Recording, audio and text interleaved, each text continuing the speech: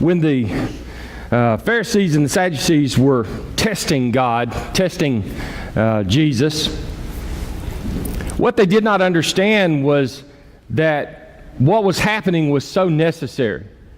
Because you see, all this was proclaimed in the Old Testament. And Jesus did exactly what he was supposed to do, what he was prophesied to do. And he came and brought us this, we call it a new commandment. But it's never been a new commandment. It might be new to us at times as we read that and understand it because of things going on in our lives. But it's always been the most important thing, was to love God. That's what we were created for, is to love God. And then we are commanded to love one another. So we look at all this and we think that, well, this is just something that happened. It was something that was very intentional. It was intentional so that people would understand that love has to be the center of our lives. That love of God must be the center of our lives. And I wanted to expand on that some this morning. But first and foremost, if we call ourselves Christians, we must love. We must love. And we must love God. And if we love God and we love one another, it ought to show in our actions. It's what we were created to do, was to worship God. And I remember the times when I was growing up as a little kid, and I thought about, I would read and hear some of the scriptures, and sometimes it would talk about what it would be like in heaven, and that the crystal sea, and I talked about that at times, and I think about how that we are going to be worshiping God. And I thought to myself, and I told my grandmother, I said, Grandma, I don't know that I want to worship God all day long. I want to run in the grass. I want to do the things that are fun to me. I want to fish, as you can see. I want to hunt. I want to enjoy life. But you see, those are the things that are reflected in my nature because of the sinfulness of my nature. You see, that's what separates us from God is that sin that we have. It's that sin that sometimes identifies us. It's that sin sometimes that causes us to focus only on the things of the flesh instead of that which is important. And I promise you, once we get to heaven, and once that we are given that new body, that resurrection body, I believe that things will be so perfect in our lives, there will be nothing that we want for. There will be nothing that we yearn for. There will be nothing that separates us from God. And we will truly be that creature that He created us to be. And we will worship Him. When I think about life and how busy we get, and now, health becomes a much greater concern for me these days. I've noticed I can't do quite as much as I used to could do, and I noticed that things are either not working like they should work or falling off or whatever. When you get to a certain age, you just kind of seem to fall apart. And some of you that are a little older than me, I don't need to hear them stories no more. Okay, I'll experience them blindly. I get to worrying all night long about some of these things people tell me about. But I found that the thing that we need the most in our life will cause us to be what we need to be, and that's love. There was a study made, and one of my fellow pastors told this story and showed of all of the research that went into this. And they had people that had very, very strict, healthy diets. And then they had others that didn't have a diet at all. They just ate whatever came to their mind, whatever pleased them, whatever they craved, whatever they hungered for, they would eat that diet. Some of them were ridiculous, the diets that they would eat. But then they isolated people from these two groups. And they found out that the ones that were alone all the time, eating their diets, didn't do near as well as those that were in groups of people that were eating their diet. And what we found out from this, I'm just going to wrap all this all up, is that we found out that people that gathered together, it didn't matter if they gathered together and ate Twinkies every day. The gathering together made such an impact that they were 3 times more likely to live longer. Now what I'm going to say to you is those that ate their broccoli alone were 3 times more likely to die. To me, that's amazing. I mean, science has been important to me all my life. And that kind of seems to go against everything that I know about nutrition and science. There was another study, and this came from back in World War II during the bombings in London. There were a group of people that were able to get their children out of London. They sent their children outside the city so that if the bombs started, those children would be safe.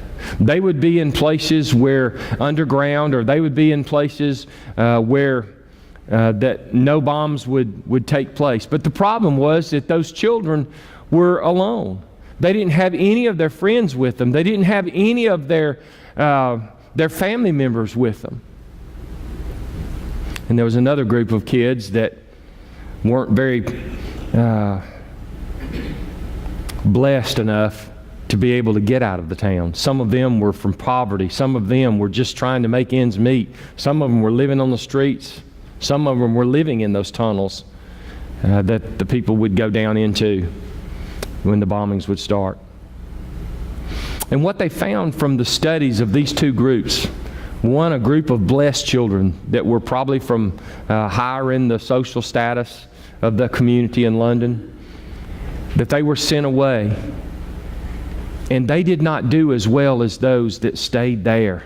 Even though they went through the bombings, even though it was treacherous and their lives were disrupted moment by moment, even though they seemed to be at peril at every moment of their life, they did better because they were there with their community. They were experiencing the same things. They were taking care of each other. And they did so much better. You see, the thread that runs through both of these studies shows that there was connection to health and happiness in community and family. Community and family means so much to us. And if community and family means so much to us, and we are so blessed to have loving parents, or blessed to have loving friends, then it helps us to get through all kinds of things that attack us, even in the flesh. One of the things that I want to share with you this morning is about our faith, and that love has to be the center of our faith. There was a missionary in Ireland who was so eager to get going in her life. She wanted to get to doing work for God. God was so important.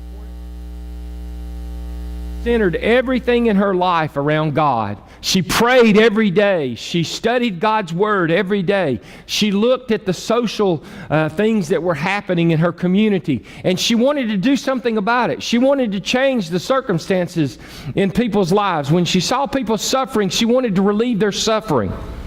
So she raised enough money, and she put together enough people that they started a non-profit in Belfast, Ireland. And there she went to change the world. But that wasn't enough. It was very popular. It was very successful. She did a lot of work. But she knew that there was something else that God was pulling her to do. And so she went to India. And there in India, she faced such hardships of the weather. She faced such hardships with the environment. She faced hardships with people that were killing people. It was a horrible circumstances. And she went there and she was working as hard as she could to help with the people there. And it was there that she succumbed to the environment. She got a terrible disorder, and it caused her have to go back home. She went back home, and it was there that she prayed, and she asked people to support her to get her back to India again. Because while she was there, she saw all the little girls. She saw the little girls who had been drawn into prostitution. They were temple prostitutes. They were being abused and harmed in so many horrible ways. And it was there that she was able to get enough money, and she went back and she dedicated her life to trying to help get those temple prostitutes out of that environment, to relieve their suffering, to change their lives. It was there that because she didn't fit in, because she wasn't one of them, that she took tea, and she took the tea leaves and she began to wash her skin, to dye her skin so she would look more like them. That it allowed her to go to places where as white as she was, she couldn't do that. And so she was able to get to places and help more girls. And before long, she had a network of people to help her. And she was changing the lives until she almost helped eradicate the temple prostitution. She stayed there for the rest of her life, never would go home again, because love was the center of her faith. If love is the center of our faith, my friends, then we ought to be taking action. It's not enough to say we love you. We must take action to show you that we love you. And if we would take action to show you I love you, we would change the world. We would change the circumstances of people. We would change the environment. We would change the attitudes. If love is the center of our very faith, then we must take action to change the world. Because if we do not have love for others,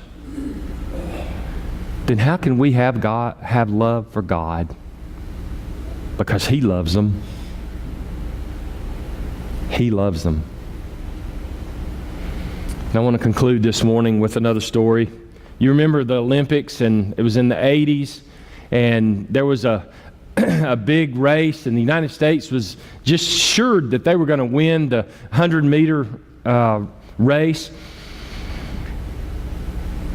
But it was a Canadian that won.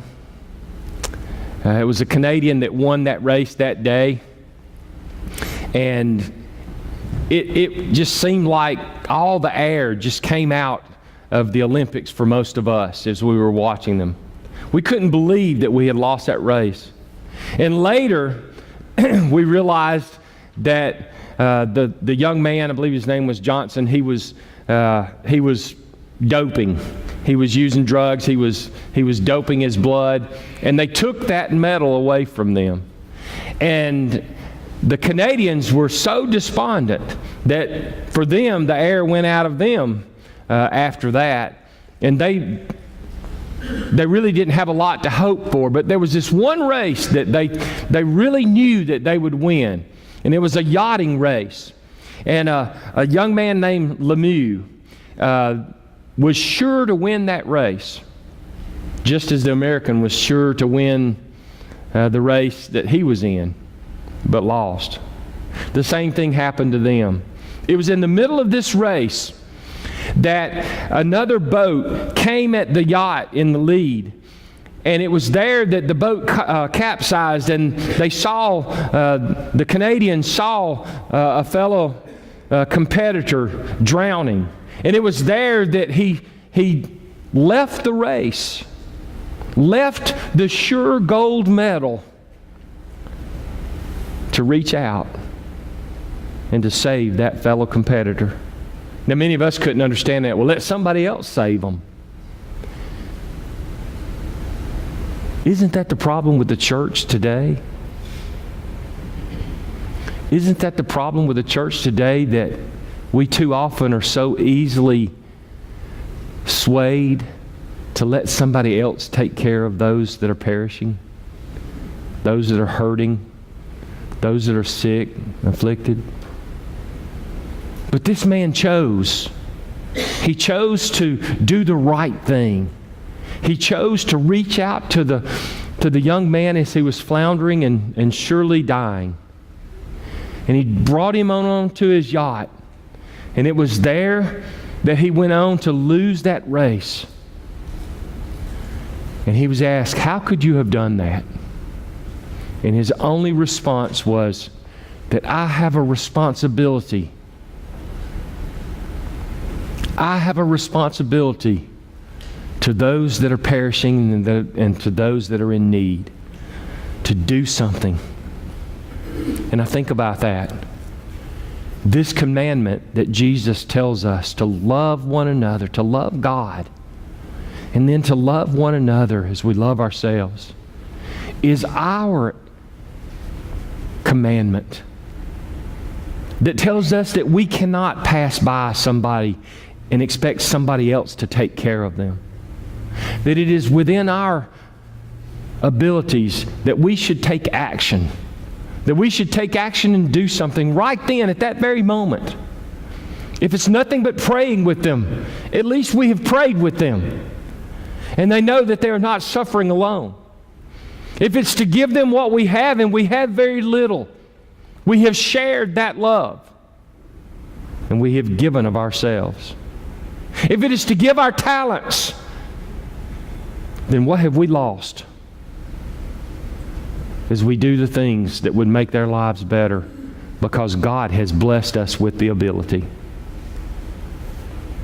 My friends, it's time that the church stops thinking somebody else will take care of them.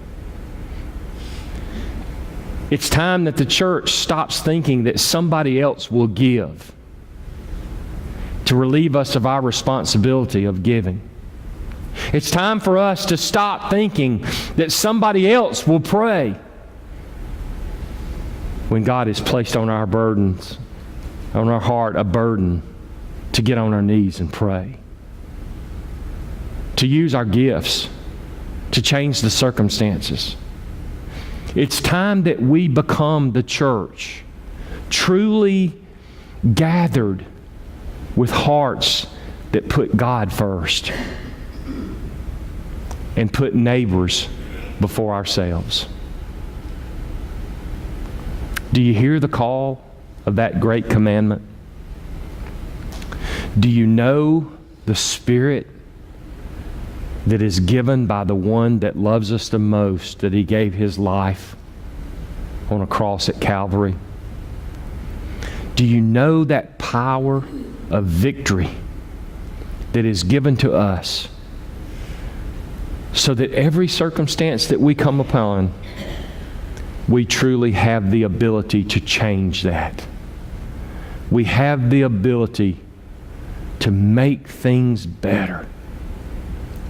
But only if love is at the center of our faith. Won't you stand and pray with me as I pray?